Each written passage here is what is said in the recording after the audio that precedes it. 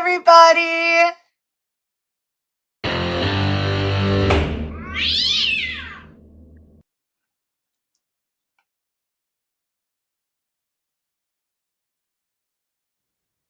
Let's see, number 8, 25-20031-608, Columbia River Properties Incorporated, represented by Ms. Winkles. Tenants are Monica McElfresh and Derek Mullen. Yes, that matter's ready, Your Honor. It's a non-payment of rent. Okay. And do I have either? I do have Derek Mullen online. I'm going to send a request to unmute. Okay, and go ahead and identify yourselves. I'm Derek Mullen. Okay. Monica McElfresh. Okay. So in this case, we are on for a first hearing on this order to show cause. Let me ask if either or both of you started the screening process for a lawyer through the eviction defense screening line? I did, yes, but got told that we did not qualify. Okay. Are you planning to hire a lawyer to represent you? I mean, I'd like to, but unfortunately we can't afford one at the moment. Okay. Do you plan to submit an answer or any response or defense to the summons and complaint that's been filed? Yes. When will you be doing that? I was hoping to read a letter or right now. I have no objection to that, Your Honor, rather than continuing it again. Okay. Well, this is our first appearance. So I just want to make sure, I mean, you all can present any defenses here at the show cause hearing, but you haven't filed an answer yet. So I guess I'm questioning, do you have any evidence that you're going to submit in this case other than your testimony? No, it's, yeah, we're new to this. I mean, we don't have a lawyer, obviously, so we're just kind of going through the motions here, trying to understand everything. And I'm coming from a place where he didn't tell me until 3 days ago that all this was even going on. So I'm coming from a spot where I found out at 10 p.m. on Tuesday. He hid all of this from me. Okay, so here's what I'm going to do. I'm not holding a hearing today. You've been screened. You don't qualify. You certainly have the right to seek counsel. You haven't filed any response in writing to this case. You must do that. You must file an answer. Okay? Can I ask a question too? Well, I'm not done yet, so hold on. I'm going to set this over. If Ms. Winkles is available, I'm going to set this over 1 week. Let me see. And Your Honor, on mine, the default date was Thursday at 5 p.m. So that's actually passed as well. Yes, it has. I just wanted to throw that in there. Hold on 1 second. Of course, nothing's working. The calendar's not working. I'm going to assume I'm free because I'll figure something out. Okay, so we're going to set this to next Friday, April 18. Ma'am, that'll give you time to figure out what you want to present to the court. I understand you say you just found out about this, but you need to, whatever you file with the court, if you are objecting to being evicted, whatever you file with the court, you need to file to Ms. Winkles' office so she can review it before our hearing next Friday. At the hearing next Friday, I will take testimony from you if you still wish. I'll review any submitted materials that you have provided to the court and to Ms. Winkles, and then I'll make a decision. Okay, and then and Your Honor, there is $2,900 that's owed, I believe, as of the last date. The court registry, we did have a pay into the court registry, so I'd ask that some funds be paid into the court registry if we're gonna have any sort of defense that they want to stay. yes. Are you able to pay into the court registry the disputed amounts? Yes, I'm prepared right now to pay all of the back and current. Okay. And any, Hey, that's great. So pay that into the court registry today here at the courthouse, and then we can deal with this next week. I would also recommend, especially since you're able to do that, reach out to Ms. Winkle's office to talk about other potential resolutions to this case before it comes back in front of me, okay? okay, so I'm gonna pay it all today at the courthouse. Pay into the court registry at least the $2,900 or whatever you feel is disputed, but at least $2,900.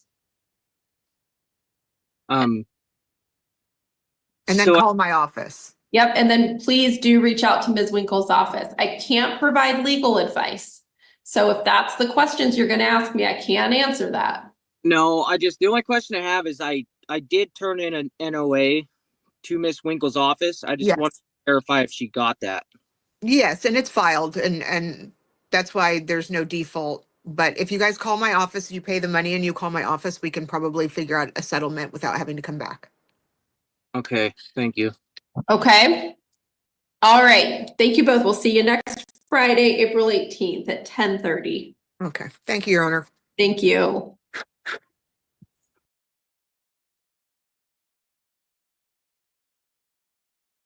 Okay, so let's go ahead and call number 5, Michael Wallen v. Andrew Huffman, 25-200-25808.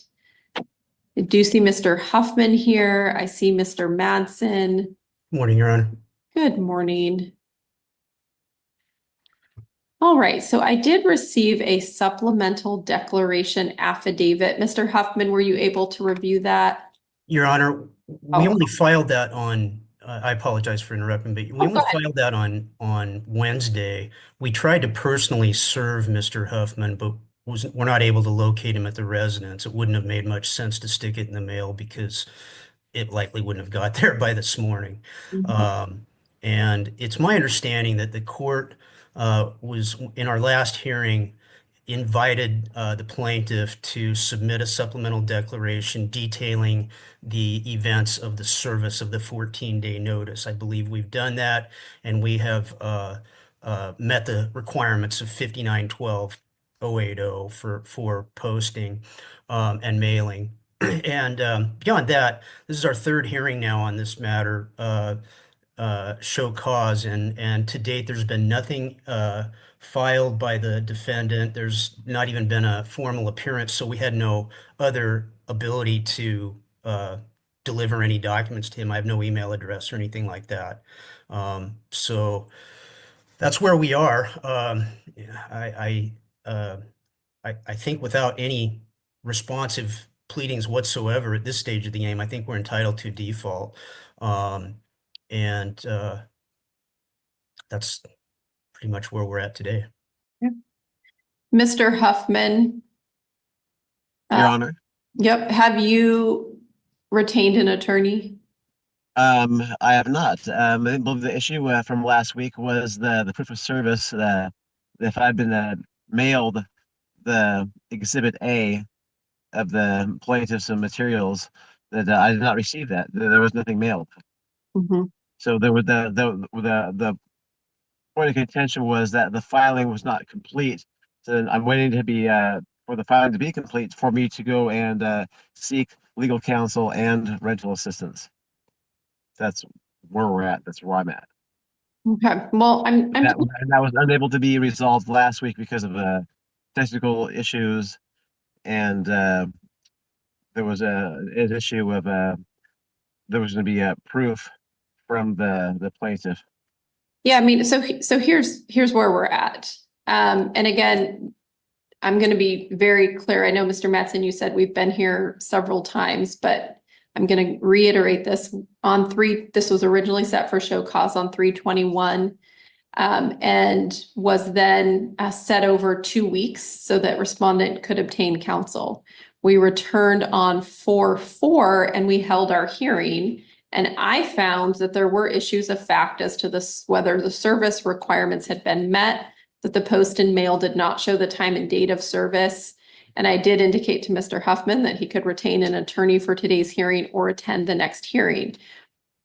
So I'm not granting default. He has appeared, he has presented his defenses orally, and I have asked for further evidence. The issue I have is that I'm not going to grant a writ when the evidence I asked for has not been served on the tenant to review and respond to.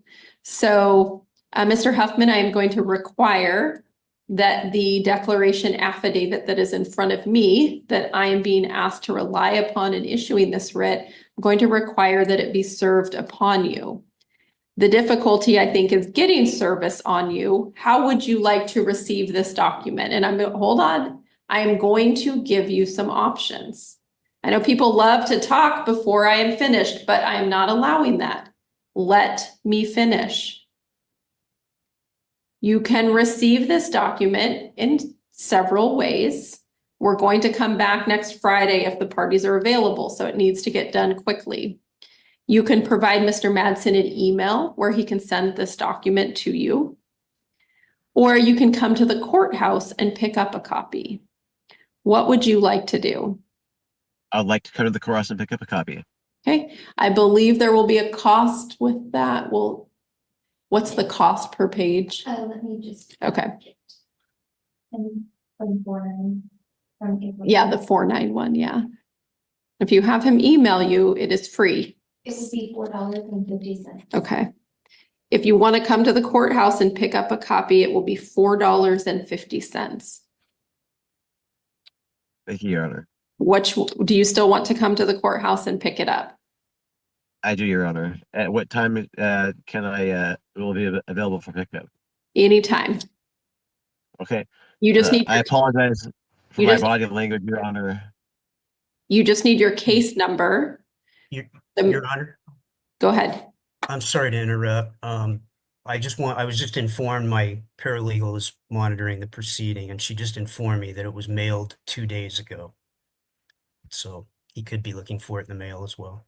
Okay, I don't have a proof of service of that, so I guess, Mr. Huffman, you can wait and see if it shows up in your mail today. And then if not, come to the courthouse Monday morning and get a copy. Okay, I understand, Your Honor. We'll get proof of service filed on that. sounds good. Are you both available next Friday, April 18th at 10:30? Yes, Your Honor. Just a moment, Your Honor. Okay, I mean, quite frankly, I guess I'm gonna have to be because this can't go on any longer. Yeah, that's fine. you are, okay.